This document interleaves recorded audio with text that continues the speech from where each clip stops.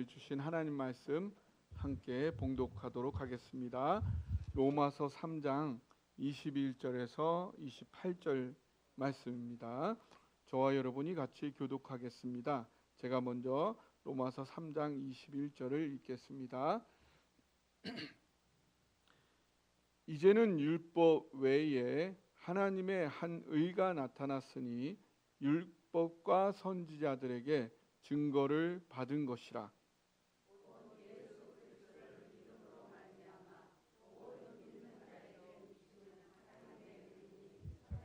없느니라.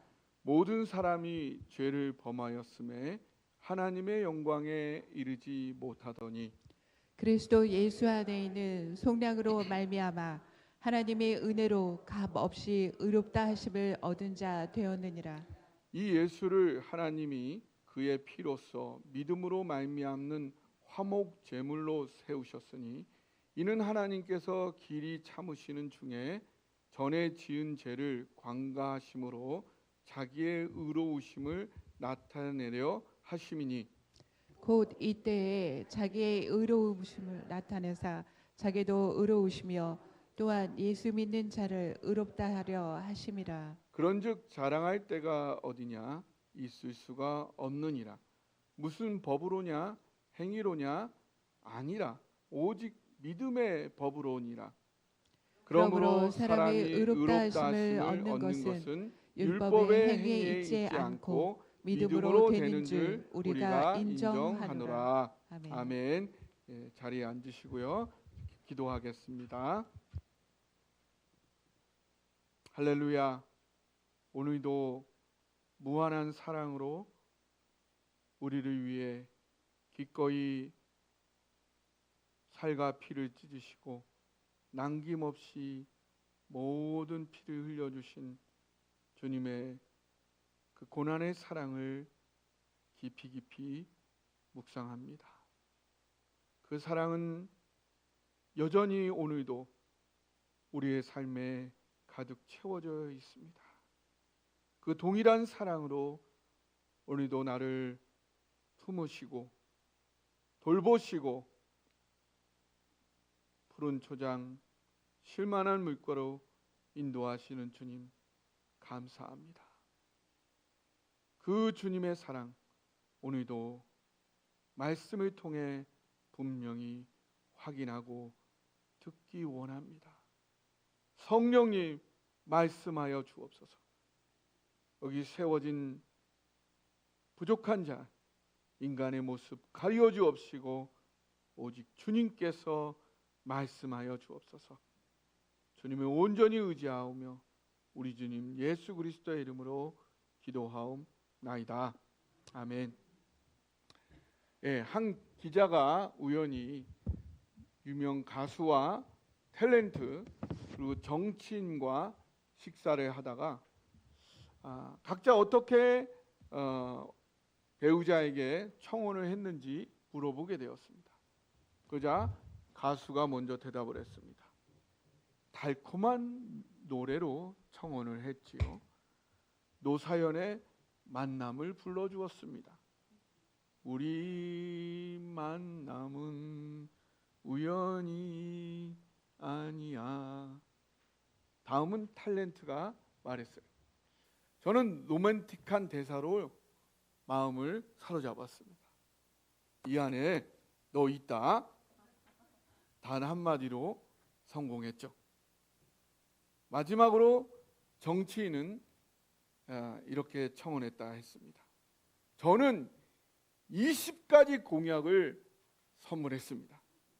나를 선택하면 미래에 20가지의 장밋빛 인생을 아름답게 펼쳐드리겠습니다 라고 했죠. 그러자 기자가 그 20가지 공약이 대체 어떤 것들이었냐 라고 물어봤어요. 그래서 정치인이 한참 동안 생각을 하더니 글쎄요 전혀 기억이 나지 않습니다 라고 하였습니다. 예, 이런 정치인들 많죠. 또한 국회의원 후보가 선거운동을 하면서 큰 소리로 공약을 외쳤습니다. 제가 국회의원이 되면 우리 시에 아주 튼튼한 다리를 건설하겠습니다. 그러자 지나가던 한 시민이 큰 소리로 물었어요. 야, 이 사람아, 우리 시에는 강이 없는데 어떻게 다리를 놓는단 말이야? 그러자 국회의원 후보가 잠깐 당황스러워하면서 있다가 배시시 웃으면서 대답을 했습니다. 그럼 먼저 강을 파도록 하겠습니다. 네, 이런 정신없는 정치인들도 있는 것 같습니다. 요즘 정치를 보면 참 답답하고 갑갑할 때가 많이 있으시죠. 그래도 이 국가와 역사의 주인은 하나님이십니다. 우리가 기도의 자리를 떠나지 않을 때 하나님께서는 우리를 통해 세계 선교를 이루시고 우리나라를 세계 위의 가장 위대한 신앙의 국가로 세우실 겁니다. 신뢰할 수 없는 정치, 믿을 수 없는 정치인들, 위정자들과는 달리 누구에게나 동일한 진리, 성경이 증거하는 의, 그 의로움에 대해 오늘 상고하고자 합니다. 모두에게 공평한 게 있죠. 어떤 게 공평하냐? 생명. 모든 사람에게 동일하게 생명이 주어졌어요. 생명보다 소중한 게 어디 있습니까? 또 죽음 앞에 서면요 다 똑같아져요. 죽기 전에 뭘 어떻게 살았든 죽음 앞에 서면 그 앞에 어떻게 살았던 것, 그것이 그렇게 뭐가 그렇게 중요합니까? 죽음을 정말 극복하느냐 안 하느냐, 이게 정말 중요한 거지. 죽음 앞에 서면 다 똑같아집니다. 또 하나님의 절대적인 의는 누구에게나 똑같이 적용됩니다. 아무리 돈이 많아도 권세가 있어도 명예가 있어도 절대적인 하나님의 의 앞에는 그 어떤 것도 대신할 수가 없어요. 그가 정말 의로우냐 아니냐일 뿐입니다. 그리고 그에 따라 공정한 심판을 받게 돼 있는 거죠. 그러나 또 하나, 우리에게 누구에게나 공평한 것은 하나님의 은혜입니다. 하나님 누구에게나, 그 어떤 가난한 자에게도, 그 어떤 비천한 자에게도 예외 없이 하나님은 하늘에서 비를 내리듯이 은혜를 공평하게 주시는 것입니다. 그를 믿을 때 구원받는 것은 누구에게나 공평한 일인 거죠. 오늘은 그 중에서도 모두에게 동일하게 적용되어지는 하나님의 절대적인 그 의에 대해 상고해 보고자 합니다. 한 가지 우리가 분명히 알아야 되는 사실은 이 하나님의 의는 절대적 의라는 거죠. 그래서 율법적인 행위로는, 인간의 노력으로는 이 절대적 의를 만족시킬 수가 없다는 것이에요. 자, 여러분, 여기에 100% 깨끗한 물이 있어요. 여기에다가 똥물을 0.0001%의 똥물을 떡 떨어뜨렸어. 드시겠어요? 0.0002%인데 안 드시겠죠. 그 0.0001%라도 들어가면 그거는 오염된 거예요. 어쨌든 100% 완벽하게 절대적으로 의롭지 않는 이상은 하나님 앞에서는 죄인이라는 사실.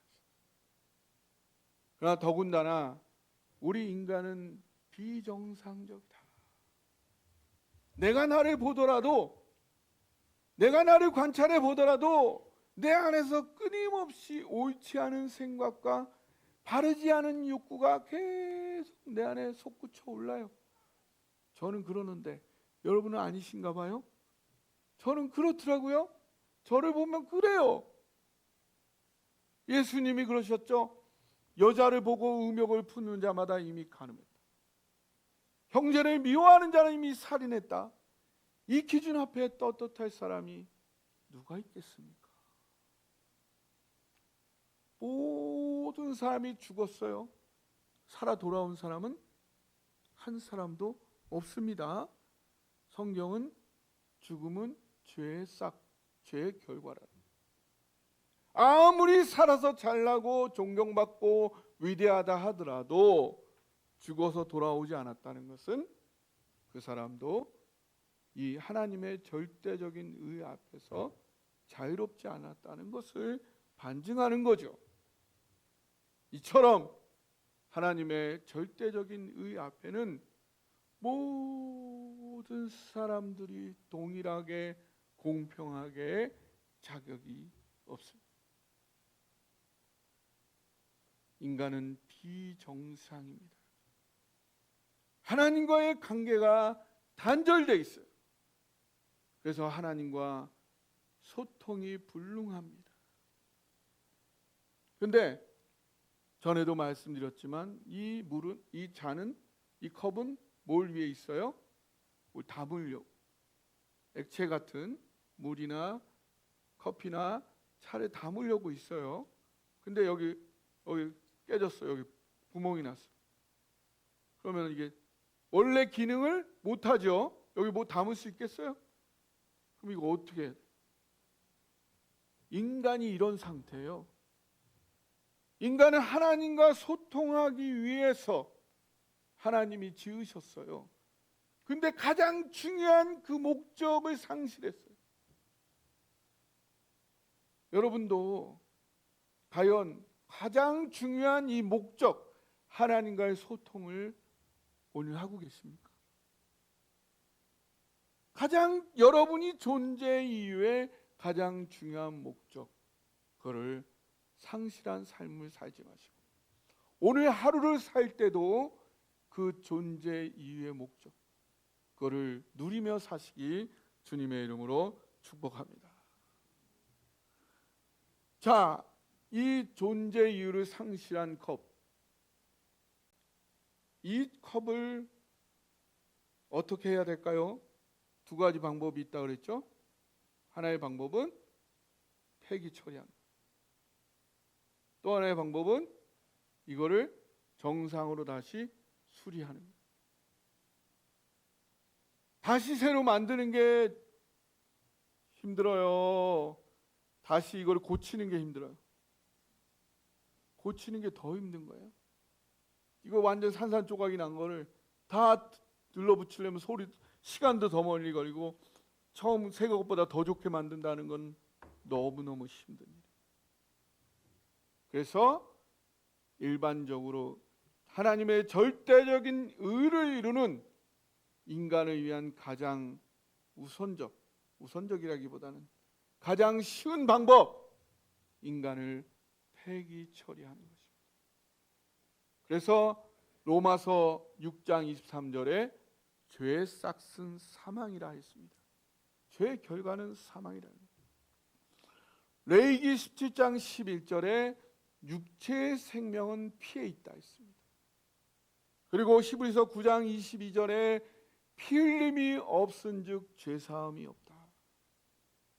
인간이 죽어야지만, 인간이 폐기 처리되는 심판에 당해야지만, 그래서 히브리서 9장 27절에 한 번 죽는 것은 사람에게 정하신 것이요 그 후에 심판이 있다 했습니다. 이것이 가장 일반적인 존재 이유를 상실한 인간에게 하나님의 절대적인 의를 이룰 수 있는 가장 쉬운 일반적 방법인 것이죠. 그러나 하나님은 이런 방법을 원하지 않으시고 어떤 방법을 원하셨어요? 이 깨진 것을 다시 수리해서 정상으로 만든 이 어려운 길을 택하신 것입니다. 왜? 사랑하시. 여러분이 아무리 죄 많고 허물 많은 자녀라도, 여러분 너 죄 있으니까 죽어라, 그럴 부모가 어떻게 했어요? 어떻게든 그 자녀를 다시 회복시키겠다. 그거보다도 하나님 말씀하시고, 여인이 어찌 그 태에서 나온 그 품속에 있던 자녀를 잊겠느냐? 그녀는 잊을지라도 나는 너희를 결코 잊지 않겠다. 하나님은 폐기 처리의 방법이 아니라 나를 온전히 더 좋게 회복시키겠다. 이 길을 택하셨다 사실. 근데 이거 정상으로 수리하기 위해서는, 인간의 정상으로 수리하기 위해서는 두 가지 문제가 해결돼야 돼. 하나는 뭐냐? 지금까지 내가 지은 죄에 대한 해결을 해야 돼. 우리 아들이 있어가지고 어렸을 때, 이거는 상상입니다. 똥을 온 방 안에 싸고 다니면 그 방을 깨끗하게 하려면 그 다 누가 닦아야 되죠? 그런 거예요. 우리가 지금 인간으로서 계속 살면서 똥치료하고 사는 거예요. 우리가 이걸 누군가 해결해야 돼. 이거를 수리하려면 저지른 결과를 누군가 대가 지불해야 돼. 또 하나는 그것만이 아니라 이 인간의 내면이 완전히 뒤틀어져 가지고 하나님과의 관계 자체가 안 돼. 이거를 어떻게 회복할 거냐? 이 두 가지 문제를 해결해야 된다는 사실. 자, 죄의 대가를 어떻게 지불하냐? 오늘 본문의 24절에 보니까 하나님의 속량이란 말이에요. 하나님께서 속량하셨다. 아프루 트로시스라는 헬라어인데요.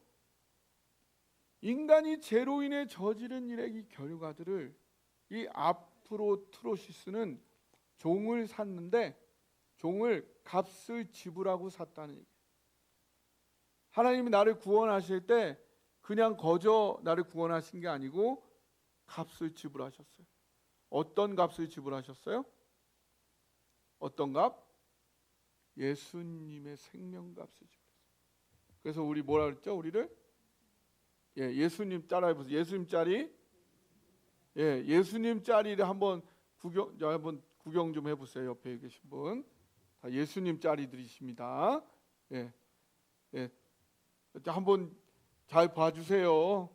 당신은 예수님 짜리예요. 다시 한번 격려해 줍시다. 네.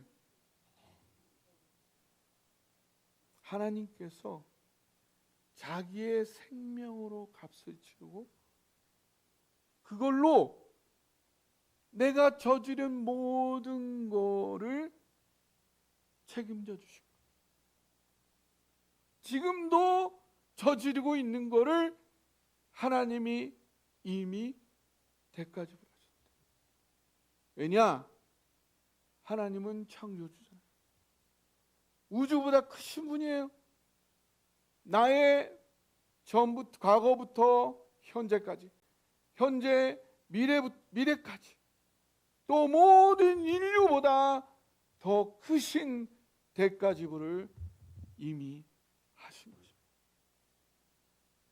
넘치는 대가 지불이죠. 넘치는 대가.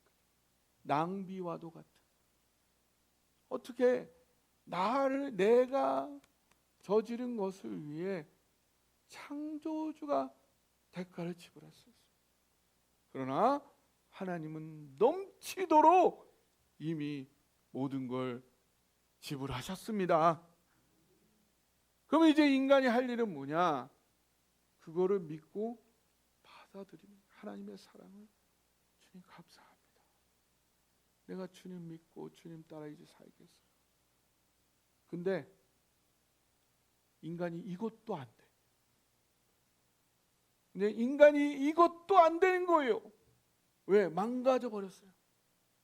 하나님의 관계가 파괴되어져서, 이게 되면은 지금 온 인류가 다 구원받았겠죠. 이것도 안 되는 거예요. 이 믿기만 하면 되는데 이 믿는 것도 인간이 할 수 없는 일이다. 안타까워. 그래서 하나님과의 비정상적 관계를 회복하는 이 과제가 있다. 이게 뭐냐? 하나님은 이걸 동시에 십자가를 통해서 이루셨다. 25절에 보면 뭐가 나와요? 화목제물이 나와요. 화목제물. 화목제물 뭐예요?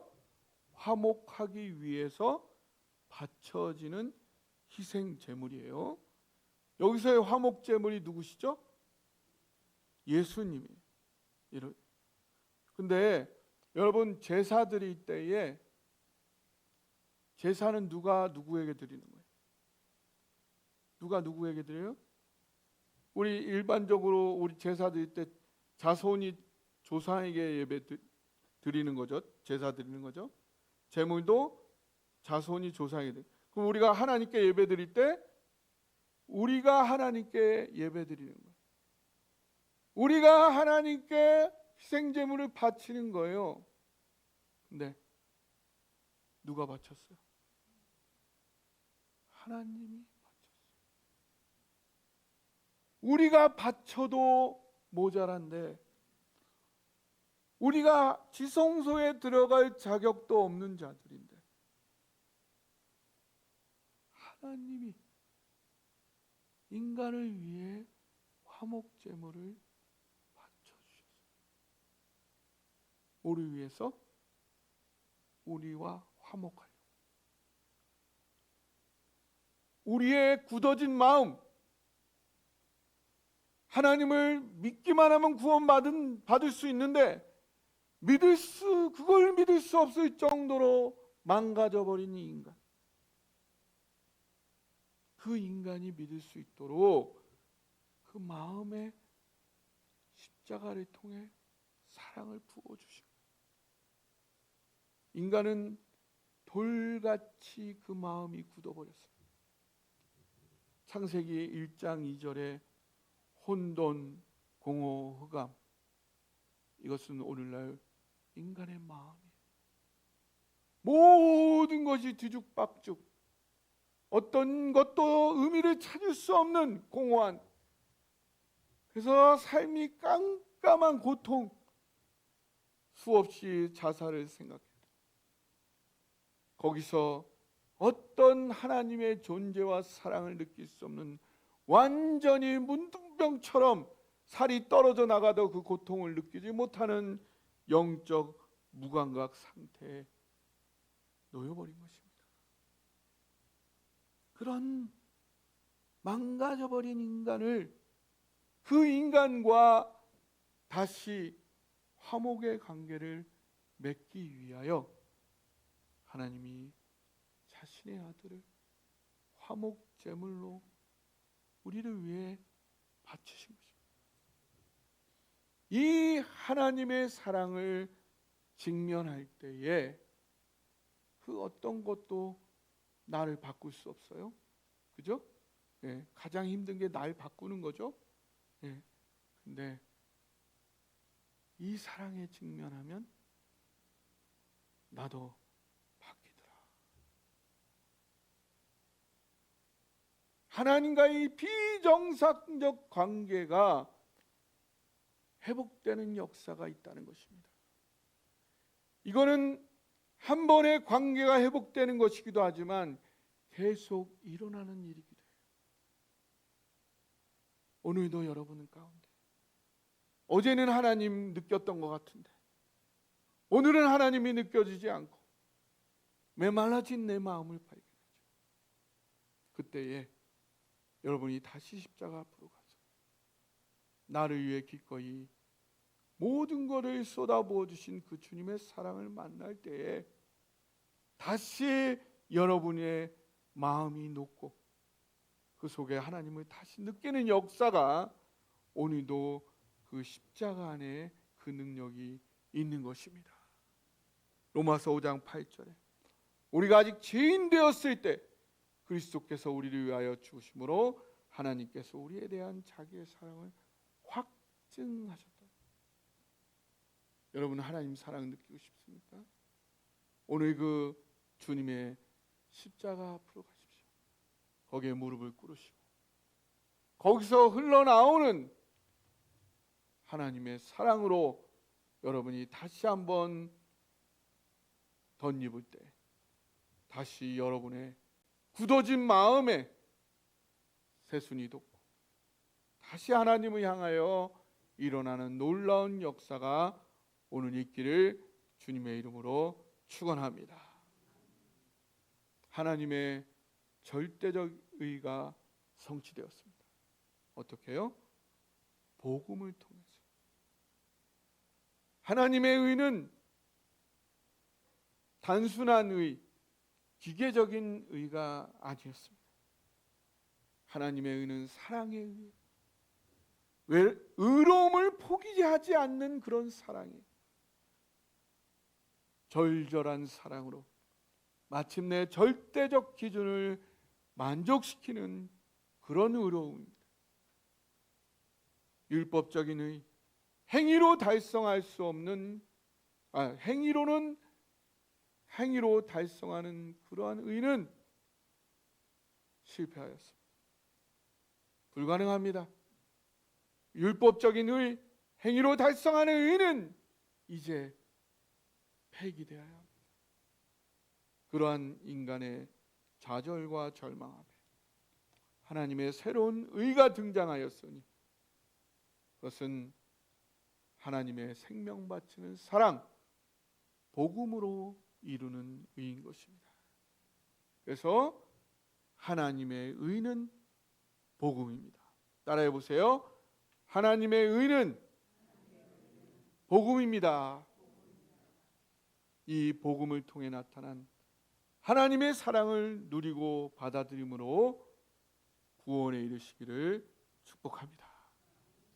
또 날마다 이 복음의 사실을 더욱 깊이 묵상하고 누림으로 삶이 더욱 풍성해지시기를 주님의 이름으로 축원합니다.